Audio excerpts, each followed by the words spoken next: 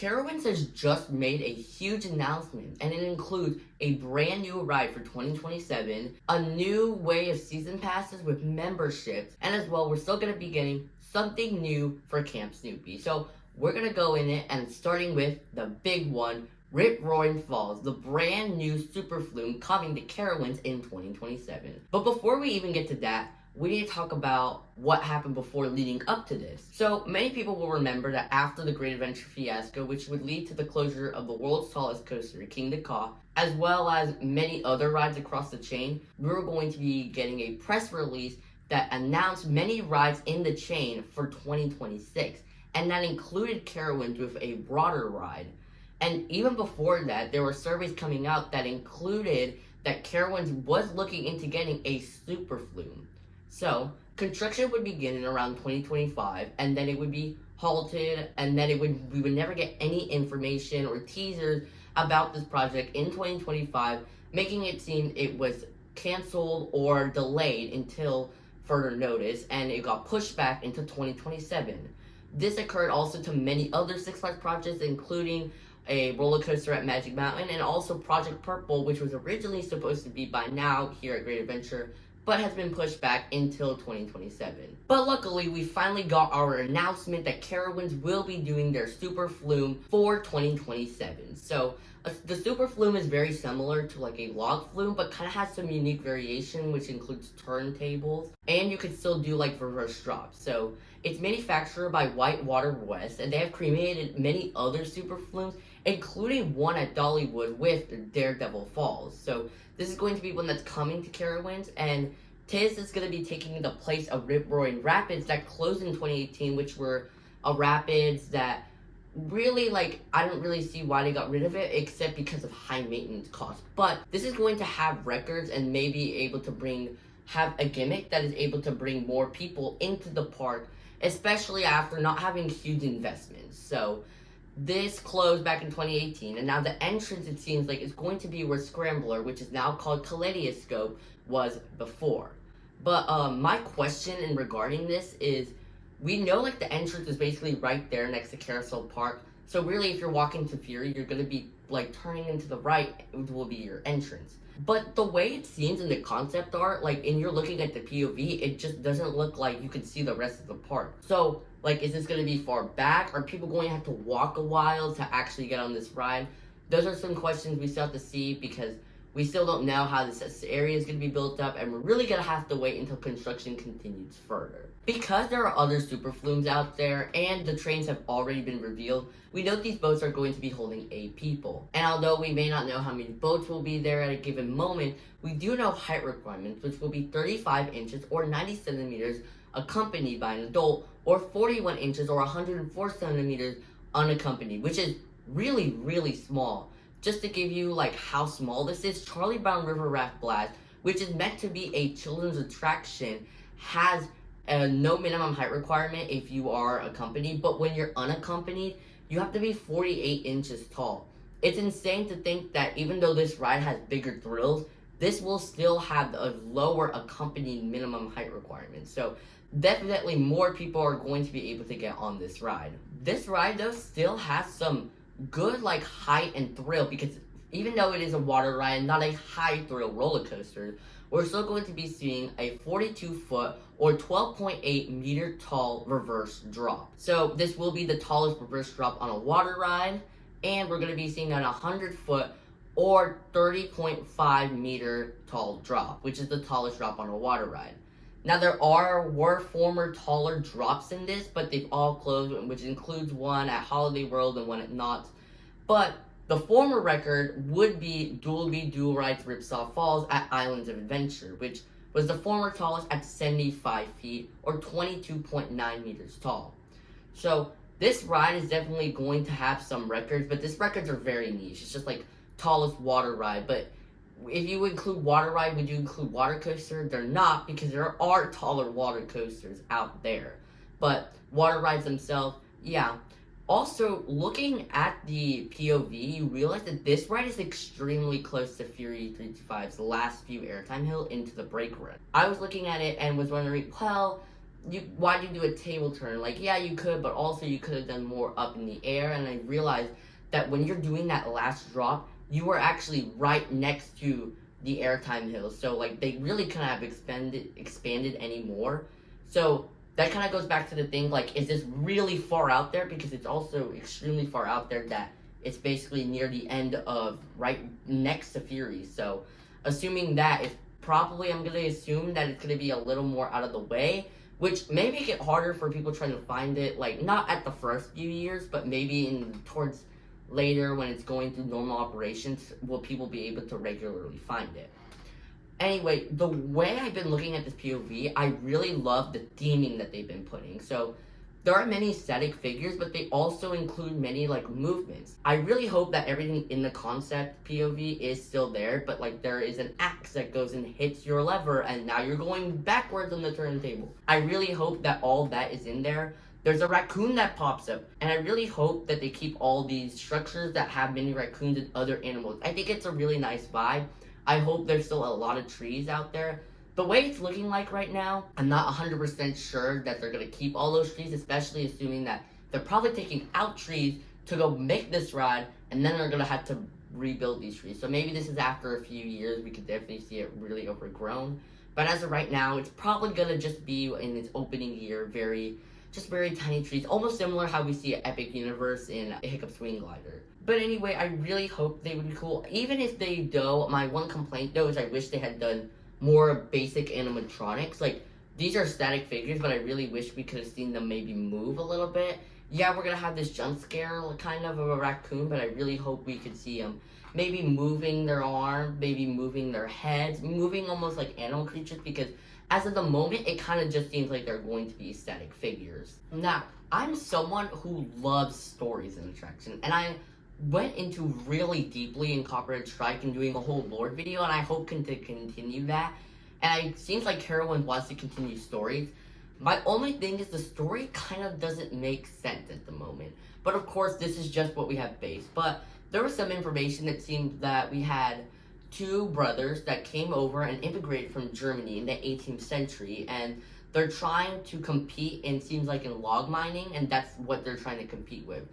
So in this camp, which was where the ride is located, they started making this new machine, but then it became abandoned. And then it's like, if you're going in there and you're gonna see, well, what's there? Like, what's abandoned? But if there's just a bunch of raccoons, is it going to be the story that it was just raccoons haunting the place? Which I think can either be really funny and be like, oh yeah, it was just raccoons and the whole thing was just raccoons, or it could be really dumb because they're raccoons. Like, they're just raccoons. You could have, I don't know, you could have done a lot of other things. You're a whole mining company, but maybe they'll explain the story better. I just don't think I just don't think, like, right now it's, like, fully tied together, but hopefully we see more. They did post a YouTube short on their YouTube channel saying that this is only part one that explains the beginning of the story, and the website explains it a little bit more. So I hope maybe throughout the summer and throughout we get closer to the opening of this attraction, we see more and more, like, signs and more story, and I really hope they put that into the queue. Maybe, probably there's not going to be onboard sound, I'm assuming, but maybe speakers out in the area able to tell the story, and I think that would be a really cool way. Something I don't also get is the name, Roarin Falls. Like, yeah, I get it, but this is a mining company. So I was like, the name doesn't make sense. The only way the name works is because it's just similar to what it was used to be there, which was Roarin Rapids. So it's Roarin Falls now, which is very similar, but to me it sounds like any other log flume. It just sounds like any other log flume. So I kind of wish Carowinds had gone with a more unique name, especially going more into the story. I wish they'd done that. And also, the story does not make, like, I know they're not really like a theme park with stories, but like they did that with Blue Ridge Junction, and I go a lot into that in my Copperhead Strike lore video, how like that whole area kind of has lore. But when I look into this Carousel Park section of the park, where it's going to be at, it has no theme. Like, you have a carousel, you got Vortex, and then you cross that area, and then you go into a haunted mine full of raccoons. they don't make sense. I think, especially towards the front of the park, Carowinds kind of needs to, like, really show a theme, because they did really good with the county fair section. It has a theme, like, if you look at it, but I have a lot more in the lore video. But Copperhead Strike has a theme. And it works, but there it's just carousel, but it also has vortex, and the thrill section is just fury and hurler. It doesn't make sense. So those are really my only complaints. A worry I do have with this ride is that when Charlie Brown River Raft Blast opened, and I went there, it was full. It, like, had a crowd. But then I went towards the end of, towards July, and it's still pretty hot, like, end of July. But there was rarely anyone there in line, so my worry is that I don't think, like, this will bring season pass holders into your park, obviously. They already have it, but we have to talk about that later, because they're no longer season pass holders. But yeah, they'll bring the people who already are going to your park into your park for the next year. But the new people who have they don't really feel the need to be spending the money on a day ticket here just for this ride, I feel like majority of the people are not going to come, and they're going to see that in their attendance, that they're not going to see a huge boost in attendance. Compared to if they had done something completely unique with something more of a thrill coaster, such as a tilt coaster. I've been saying it and saying it again. The tilt coaster would get people into your park. I know that for a fact. People look at tilt coasters, they saw Cedar Point's tilt coaster, and they were shocked. So you make a tilt coaster at the front of the park, it would blow people. It would be like, what is this? And it would attract people to the park. This water ride, yeah, it'll attract some people because it's a very different from a regular log flume, but also maybe people will from around the area maybe also see, well, I could go there, but let's say I have a family, maybe it would be a better experience for me to go to Dollywood. The thing is just the price of Dollywood, of course, is going to be more expensive for that admission, but some people may see that as a better value, as it may have a better experience overall. I'm still excited for this ride. I love water rides, especially if you ever watched Roll in the Northeast. You could see that I went on water ride after water ride. Water rides I just love so much, and I'll repeat them. And when River Raft Blast came to Carowinds, that became one of my favorite rides outside the roller coaster. So I'm really glad we're getting something like this, and I'm really excited for it. I really hope Carowinds does get the attendance, and I'm wrong, and they don't get the same similar attendance. I really hope they get a spike of attendance, and maybe that helps to put more investment, such as a tilt coaster, like I've said. But how are you getting into the park? And that's where we have to move on to memberships. Basically, season passes for next year aren't being sold. They're going to move on into memberships, it seems like. Now, we're not actually entirely sure if season passes are completely dead yet, because if you went on their website right now, you can still buy season passes for the 2026 season, but you can't buy them for the 2027 season, unlike if you bought a membership. So we had memberships before in the old Six Flags and Legacy Six Flags, but my thing is that the Six Flags parks removed them and replaced them with season pass and only kept them for those who were grandfathered in. So, but it seems like they're going to be bringing that back. Other parks have also already announced their new memberships, and you know what? I actually got a list here of the parks that are going to be doing it.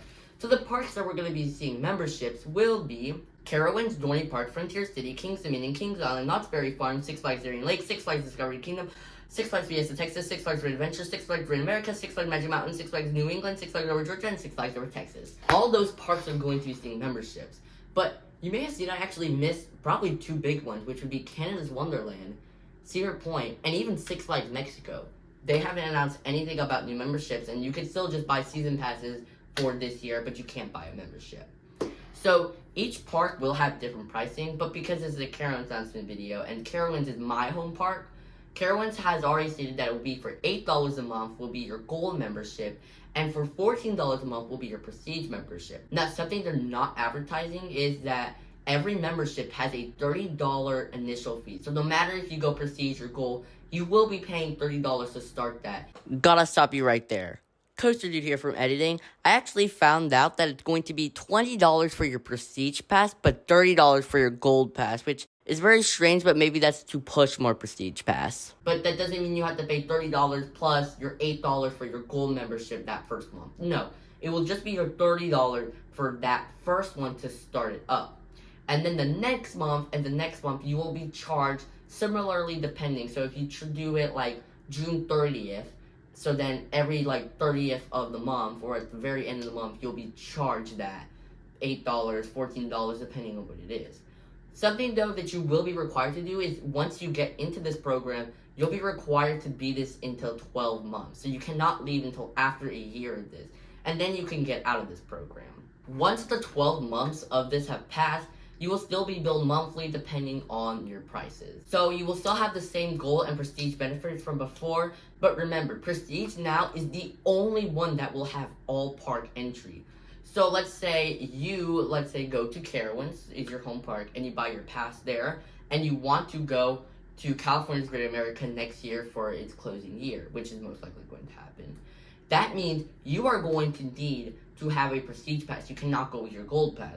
But let's say you're someone who home park is Carowinds, then maybe you can go to King's Dominion instead, and you only want to go to King's Dominion. Well, you could just get the gold because you'll still be allowed to certain parks. So if you're looking at Carowinds, you can go to King's Dominion, Dorney Park, Great Adventure, and Six Flags Over Georgia, and any of those water parks that are also there. Also, you do need to remember that depending on that park you buy it from, so if you buy it from Carowinds, you have to go to Carowinds first to activate the membership. So if you don't have any season pass or membership right now, that means you have to go and you buy it, you go to Carowinds first, then you can go to King's Dominion. It's not like you can go straight to King's Dominion, or if you have Prestige, you can't go straight to Canada's Wonderland. That won't work. So even though Prestige membership isn't out to all parks like Canada's Wonderland, if you get your Prestige membership from Carowinds, you can already go and use the Canada's Wonderland. My question is just like, if they've removed this before from the Legacy Six Flags Park, why put it back? I get why, because once you're in this program, it's hard to get out of it because they're just going to bill your card monthly. So a lot of people are going to get out of it. But also, you're advertising, like, it's kind of confusing if you're advertising this low price to get people in. So let's say someone is like, oh, I just want to go for the summer to this certain park, and I just want free parking, and I just want to get into the park. That's all I want for, like, 3 months in the summer. Well, they're like, this is at $8, but we also don't tell you have an initial fee, and you also have to be in this for 12 months. So basically, if you're going for a gold pass, you have to pay $100, basically. You're just not paying it all outright. Or if you're going to a prestige pass, you have to pay the $200. You're just not paying it all immediately. The only, it doesn't also make sense. Like, I get in gold pass, it doesn't make sense. Like, a prestige pass, it makes sense to bill you every month for a year. But gold pass, let's say if you're in a place like Carowinds in the eastern region, which anyway, first of all, none of these parks here are going to be open past December. So then you're going to have January and February where there's going to be no parks, but you're being billed for nothing. They're like, well, yeah, you could get to the other parks, but I get it maybe more in those districts, but in this region, there's, like, in my region, past December, there's nothing to do unless I go to Florida, and those aren't parts of them. So my question, it's going to cause a lot of confusion. People are going to see that low price, and they're going to go for it, and then maybe they'll see the $30 and they'll just go for it, and then they just will never remember about it, and then they'll just be paid. A lot of people do that with subscription services already, so this is able to make sure that there's annual income. And that's probably why they did it.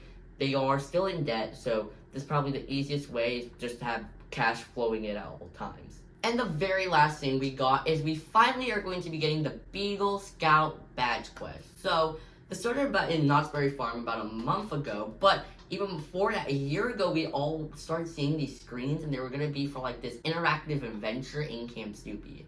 So these badges are going to cost you $18. So they're not banned, unlike if you went to Super Nintendo World or if you got a Disney Band Plus or a Disney Magic Band. This is just going to be a badge. It will be $18, and you'll go around through these screens. I'll have a video more explaining it as I go to Carowinds soon, but they're available now, and we're going to start seeing these screens being active, which were supposed to be active almost a year ago, but hopefully now we're going to start seeing them being used. And I would like to see how they're being used and if they're actually being used by people. People are paying these prices. But that's all we have for Carowinds' big announcement here for June, and it's a huge one. We got a brand new ride, we got new memberships, and of course we do have this Camp Snoopy edition that was kind of supposed to come a year ago, and also that log flume was also supposed to come a year ago. But that doesn't matter. We're finally going to be getting these attractions, and I'm so excited.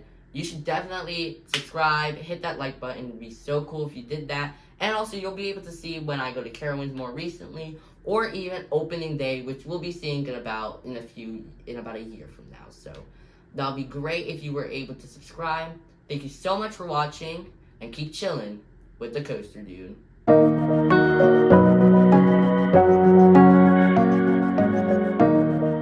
Carowinds has just made a huge announcement for any new. There are bridges you cross you didn't know you crossed until you crossed.